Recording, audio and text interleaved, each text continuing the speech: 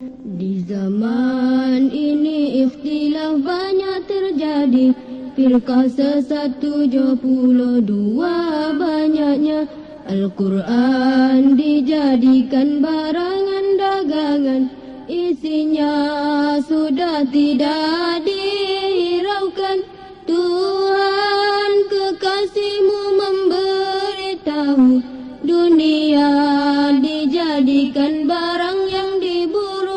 Muslimin disiksa dan dihina oleh tangan-tangan kafir durjana. Tuhan nabimu terus bermada, ilmu akhirat ditinggalkan orang. Ilmu dunia dijadikan rebutan, perempuan-perempuan dijadikan hiasan.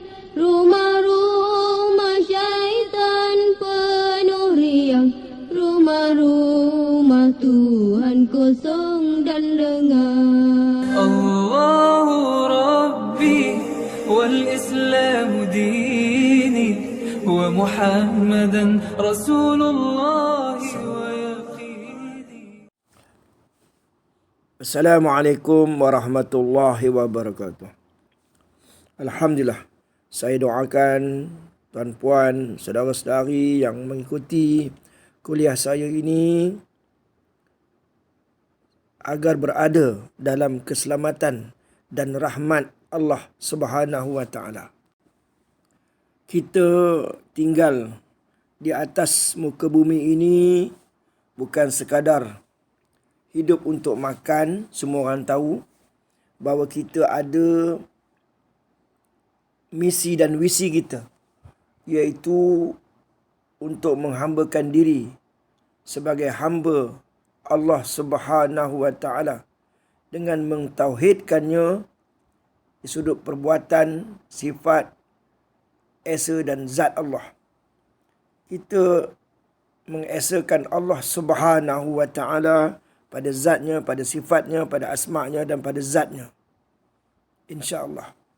Mudah-mudahan kita akan menjadi orang yang benar-benar bertauhid kepada Allah, ahli tauhid, ahli makrifat sebelum kita meninggalkan dunia yang fana ini dan sempat untuk meninggalkan segala macam bentuk syirik-syirik. Dan untuk berjuang di atas muka bumi ini, semua orang tahu selain daripada tauhid sebagai asas, kita perlu beramal. Tajuk yang saya pilih pada pagi ini adalah ada 13 golongan orang yang kencingnya menyebabkan sembahyang yang tidak sah. Jadi perkara ni ada kaitan dengan perjuangan. Jadi kalau ibadah kita tertolak, sembahyang kita tertolak, macam mana kita nak berjuang? Mana orang yang berjuang tu tak sembahyang? Tu tak kena lah, ya tak? Dan sebelum saya masuk ke dalam tajuk ini, suka juga saya memperingatkan kepada tuan-puan bahawa saya akan menjawab lagi dakwaan-dakwaan dan pertuduhan jondo itu di siri yang akan datang lah. Mana saya tidaklah menyebutkan diri untuk menjawab. Bila saya ambil masa, ada masa saya rasa perlu, saya jawab lah untuk siri yang kedua. Jadi hari ini saya diamanahkan oleh kawan saya atau sahabat saya untuk buat tajuk ni. Tajuk berkaitan dengan taharah, tentang kebersihan ini. Mudah-mudahan Allah Subhanahu wa taala melancarkan lidah saya, membersihkan hati saya, insya-Allah. Baiklah, bismillahirrahmanirrahim. 13 golongan orang yang kencingnya menyebabkan sembahyang tidak sah. Yang pertama, salah satu darinya adalah kencing kepada kakinya sendiri semasa dia kencing. Macam mana tu ya? Ini saya guna bahasa saya lah. Moga-moga tuan-tuan faham. Contoh ni contoh saja. Kita duduk bertenggung, contohlah kita kencing lah. Jadi tanpa kita sedari, kaki yang kita kencing tu kena kaki kita sendiri. Yang kita basuhnya anu kita tu. Contohnya. Jadi kaki dia tu tak basuh. Jadi bernajis lah. Terutamanya anak-anak. Anak-anak kita, anak-anak kecil, laki, perempuan. Sebab itu anak-anak ni insya-Allah kena diasuh, kena dididik, kena dilihat, kena ditarbiah, kena diperhati, kena dikhabarkan banyak kali. Kadang berbulan-bulan, bertahun-tahun kena tengok yang kecil tu. Mula-mula kita basuhkan, kemudian bila dia mula kencing sendiri kena tengok. Tengok apanya, tengok dia macam mana cara dia kencing tu. Begitulah. Supaya terhindar daripada najis lah. Yang kedua, percikan kencing tidak dicuci. Sebaliknya hanya dicuci pada tempat yang dikencing dan tempat percikan tersebut. Dan tempat percikan tersebut dipijak pula semasa keluar dari bilik tandas. Saya ulang lagi, mudah-mudahan boleh faham. Percikan kencing tu tak dicuci. Sebaliknya, cuci tempat yang kencing dan tempat percikan tersebut dipijak. Dekat lantai lah.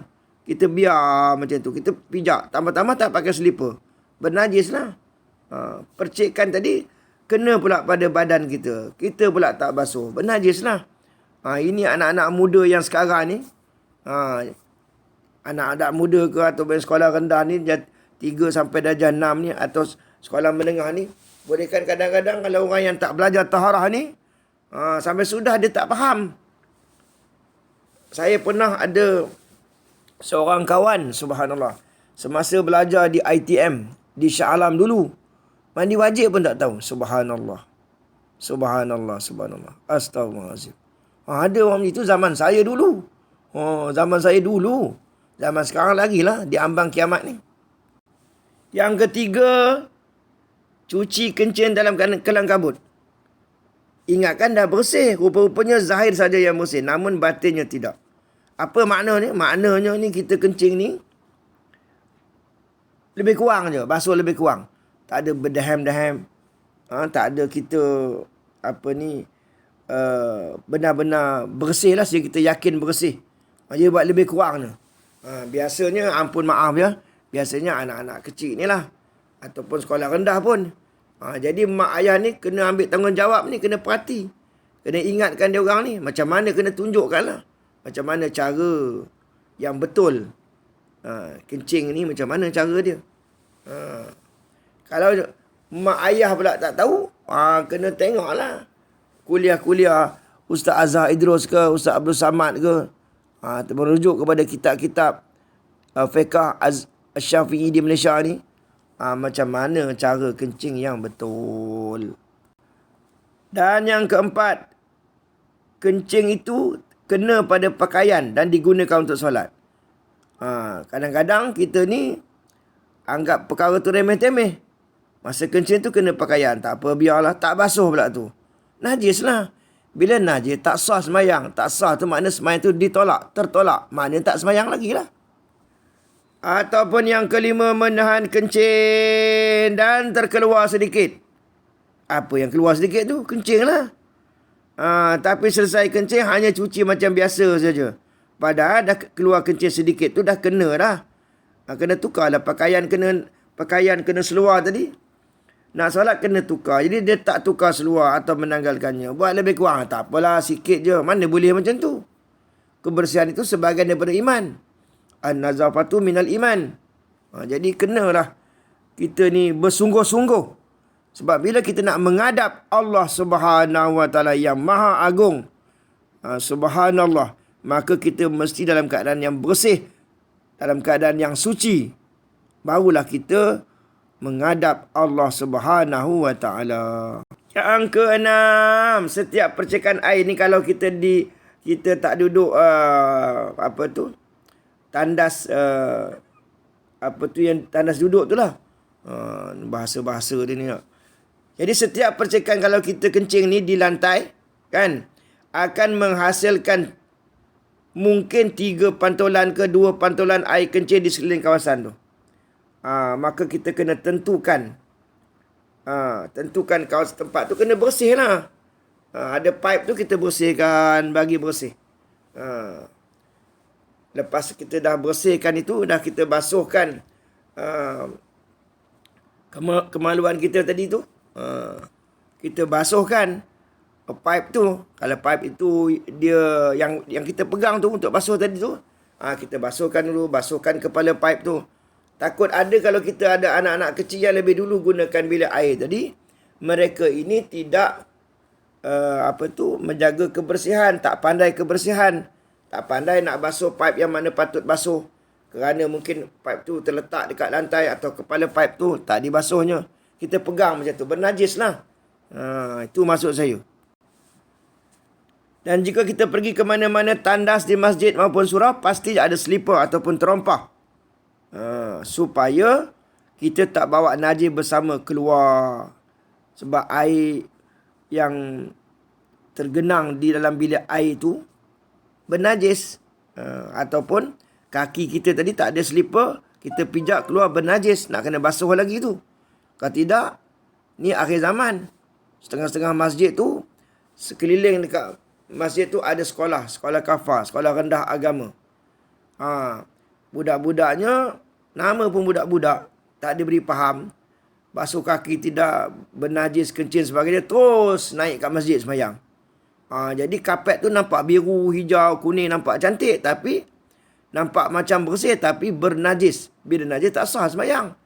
Ini terutamanya pada AJK masjid surau ni kena sangatlah beri perhatian. Ingat ni akhir zaman ni banyak fitnahnya, banyak dugaan, banyak ujiannya. Tambah-tambah kita ni, anak-anak kita ni jahil agama. Tak ada pengetahuan dalam agama, jadi banyaklah buat salah silapnya. Dan sukalah saya menasihatkan bapa-bapa, ibu-ibu yang di rumah sana, kalau di rumah kita tak ada slipper, kita kenalah beli slipper. Atau terompah. Zaman sekarang aku tak main lah terompah tu, beli slipper. Letak dalam bilik air. Letak dalam bilik air tu tujuannya apa? Supaya kaki kita ni tak kena najis. Lepas kita mandi begitu begini, lepas tu kita pun kalau kita lah buang air besar atau air kecil, kemudian kita tadi, setengah orang dia ambil air semayang dia. Dia berwuduk di dalam bilik air tu. Kemudian bila nak keluar, dia dah ada slipper tadi. Jadi dia basuhkan kaki dia, basuhkan slipper tadi, baru keluar. Slipper tu tinggal di dalam. Jangan bawa keluar. Slipper tu najis. Slipper dalam bilik air, biar di dalam. Yang di luar, kalau nak pakai bagus juga. Kalau ada anak cucu di rumah tu, takut-takut kencing merata, ada tempat-tempat yang bernajis, ketek cicak ke, kita pakai slipper. Kita nak menghadap Allah Subhanahu Wa Taala. Ini dah banyak pengalaman saya. Saya melihat rumah-rumah yang tidak ada menyediakan slipper dalam bilik air. Dia tak dapat, dah menjadi suatu yang perlu. Sebab dalam bilik air tu bukannya bersih. Itu kawasan najis semua. Air kencing dan sebagainya. Sekalipun bersih mata kasar sebab kita basuh. Tapi bukan makna dia suci. Sebab bila dia bernajis, campur dengan air kencing, ketek cicak ke, dia bernajis. Jadi bila najis kena pada kaki kita, tak sah ibadah kita. Tak sah sembahyang kita. Sila ambil perhatian.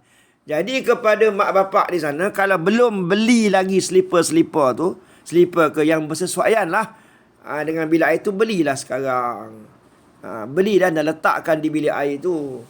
Supaya kita punya ibadah kita lebih terjamin, diterima. Kalau tidak, selama bertahun-tahun, puluhan tahun kita tak tahu hukum hakam, tak ada pun slipper, kita ambil air semayam, lepas tu keluar, pek, keluar terus. Pijak tu, kita ingat bersih, okey, bersih dah, cuci dah. Lepas tu kita terus semayang. Bertahun-tahun kita hidup macam tu. Maka nasihat saya, bertaubatlah. Jadi kalau terang-terang kita yakin ada najis, kena qada lah semayang. Ini bukan main-main. Kita qada lah. Banyak tu ustaz nak qada tu. Beratus-ratus, beribu-ribu rakaat gamaknya. Nak buat macam mana? Buatlah satu-satu dengan azam dan niat, pelan-pelan nak buat. InsyaAllah kita mati pula. Mati awal pula. Belum habis lagi qada. InsyaAllah Allah akan maafkan. Sebab kita ada azam yang tinggi dan niat untuk kita qada semua solat-solat kita yang telah luput atau yang telah batal. Faham tuan-tuan? Yang ke-8, poin yang ke-8. Kencing tu, air kencing tu najis. Najis tak boleh dibawa ke tempat solat dan ibadah. Sila ambil perhatian. Walaupun tandas kita ni bersih, selalu bersih, tidak berbau, tetapi itu bukan maknanya tandas itu suci. Kena juga ada slipernya, kasutnya yang bersesuaian. Sebab dia kadang-kadang kita kencing sama ada dalam mangkuk tandas tu ke, ataupun di yang jenis cangkung tu, sebab dia boleh percik. Jadi air najis tu kan luas kawasan tu, dia bercampur lah. Dia boleh campur tu, dia masih lagi bernajis lah, walaupun sedikit air tu. Jadi tak suci lagi. Jadi kena ambil perhatian. Kena ada slipper, tak dapat tidak. Kalau kita tak ada guna slipper, boleh juga. Macam mana tu? Sebelum kita keluar daripada bilik air, kita basuhlah kaki kita tu. Basuh kaki kita, kemudian barulah kita keluar. Kena ada lah gayung atau cebok tu, basuh satu-satu baru keluar. Yang ke-10. Kalau kencing ni kita tidak bersihkan benar-benar, dia masih ada lagi sisa lagi tu. Jadi kita yang kena berdaham tu. Begitu. Belajar dengan orang yang lebih arif, yang lebih faham. Dan bagi lelaki, disunahkan berdaham 3 kali. Supaya apa? Air kencing tadi betul-betul sudah habis keluar.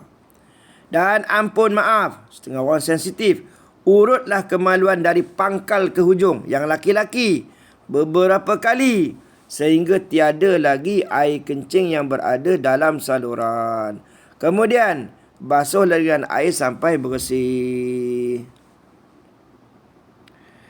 Dan untuk wanita pula, apabila membasuh kemaluannya, hendaklah ia berdaham juga, dan pastikan dicuci bahagian dalamnya dengan memasukkan sedikit jari tengahnya dan diputar-putarkan sewaktu disiram air bersih. Patut-patutlah ini mak bapak lah bagi bimbingan.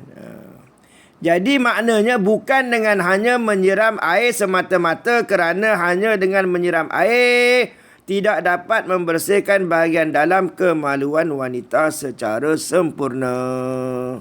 Ambil perhatian. Dan lagi untuk para pendengar yang dirahmati Allah sekalian, perkara yang sangat penting yang perlu diberi perhatian semasa membasuh air setelah buang air besar atau setelah berak ni. Sangat penting kita basuh tadi, dubur tadi, memasukkan satu jari ke dalam dubur, putarkan beberapa kali supaya najis keluar dari dinding dubur. Sambil siram dengan air hingga terasa najis benar-benar hilang dan bersih. Maknanya tak cukup sekadar kita bersih gitu-gitu je. Gitu-gitu je, mana maunya. Masukkan jari bersih, letakkan sabun, shampoo bagi bersih. Sehingga dah rasa hilanglah licin tadi. Kan sabun tu licin. Basuh dah kesat tu. Bolehlah tu insya-Allah. Kata Nabi SAW bersabda, barang siapa yang menyampaikan satu ilmu je, ada orang yang mengamalkannya, maka walaupun yang menyampaikan sudah tiada, meninggal dunia, dia akan tetap memperoleh pahala.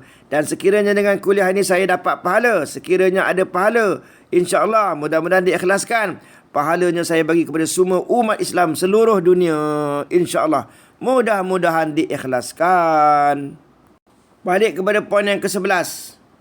Setelah kita buang air besar, buang air kecil tadi, maka kedua-duanya setelah kita membuang hajat kita, maka kita naklah bersih sebersih-bersihnya. Kaki kita tadi, tangan kita dicuci bersih, kaki kita, kepala pipe tu, kalau getah-getah kita pegang, gayung tu bersih-bersih. Jangan gayung ni ada air satu baldi, tapi kita celupkan. Lepas kita dah basuh tadi air kencing, celupkan kan. Tak boleh macam tu. Tu dah bernajis namanya air tu. Jadi kalau air dalam baldi kecil tu, maka janganlah kita campurkan tangan kita yang kotor dengan najis kencing tadi, contohnya kita celupkan. Tak boleh. Kena ambil air baru lagi. Dan yang ke-12, kepentingan kita menjaga kebersihan dalam bilik air tadi, supaya walaupun ia namanya tandas, tapi macam 3 bintang, macam 5 bintang, kena selalu dibersihkan. Kalau jenis mangkuk tu, jenis duduk tadi, kena bersih, kena angkat lah. Sekali-sekali angkat, bersih. Tidak nanti banyak yang berkarat dalam tu. Kena jadi orang yang pembersih. Islam itu bersih. Islam itu indah, Islam itu cantik. Dan apabila, ini yang ke-13, yang 13 ni, apabila telah kita kencing contohnya, maka hendaklah kita sangat-sangat menjaga kebersihan, supaya daripada kain kita ke, pakaian kita ke, seluar kita ke, daripada terkena najis. Jadi segala adab-adab, segala panduan tadi kita kena guna pakai, supaya kita keluar daripada bilik air itu dalam keadaan yang bersih dan suci. Kita pernah dengar satu kisah di mana ada orang, kisah ringkas adalah, ada orang yang kena seksa. Ibadahnya macam bagus, tapi kena azab dengan api neraka kerana tak betul dalam mencuci kemaluannya. Atau ambil lebih kurang dalam membersihkan dirinya dari masa-masa kencing atau buang air besar. Ambil perhatian mak ayah ni. Sayyidina Abu Bakar radhiyallahu anhu pernah hendak mensolatkan mayat, tetapi tiba-tiba tersentak dengan suatu benda yang bergerak-gerak dari dalam kain kapan. Lalu disuruhnya, subhanallah, seseorang untuk buka. Alangkah terkejutnya, ada seekor ular, la ilaha illallah, sedang melilit kepala kemaluan mayat lelaki tadi. Khalifah Abu Bakar mencabut pedang lalu menghampiri ular tadi untuk membunuh. Tetapi ular itu tiba-tiba berkata, apakah salahku? Kerana aku diutus oleh Allah untuk menjalankan tugas yang diperintahkan. Setelah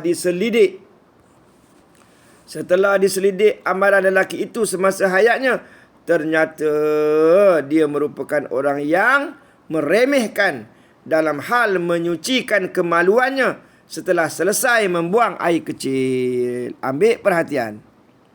Jadi macam mana nak bersihkan kemaluan kita ni sekira-kira yang betul tadi? Laki dan wanita tu berbeza. Bukan dibasuh, yang pokoknya bukan dibasuh sekadarnya dengan air dan asalkan bersih. Sucinya tidak. Tadi saya dah bagi sikit panduan laki dan perempuan. Nak sambung sikit lagi. Rumusannya, kebersihan itu bukanlah sekadar dalam bidang ibadah, dalam akidahnya, dalam tasawufnya. Dalam Islam yang dikatakan kebersihan tadi, the global, dalam ideologinya. Jadi masa salafus salih tak ada lagi ideologi ni. Jadi kebersihan secara global kita akan sambung dalam siri akan datang insyaAllah. Jadi ampun maaf daripada saya, mudah-mudahan sedikit sebanyak panduan kepada diri kita, termasuk anak-anak kita, yang laki dan perempuan, semasa mereka membuang air besar dan semasa mereka membuang air kecil, bagaimana nak membersihkannya. Maka saya rasa saya dah bagi sedikit sebanyak, bolehlah difahami. Kalau tidak, bolehlah tanya saya lebih detail insyaAllah. 011-3950-7037. Siap bagi nombor telefon lagi lah, mudah-mudahan. Atau yang perempuannya, tanyalah kepada ustazah-ustazah. Yang laki bolehlah tanya kepada saya kot, ya. Wallahu alam. Sekian, ampun maaf. Assalamualaikum warahmatullahi wabarakatuh.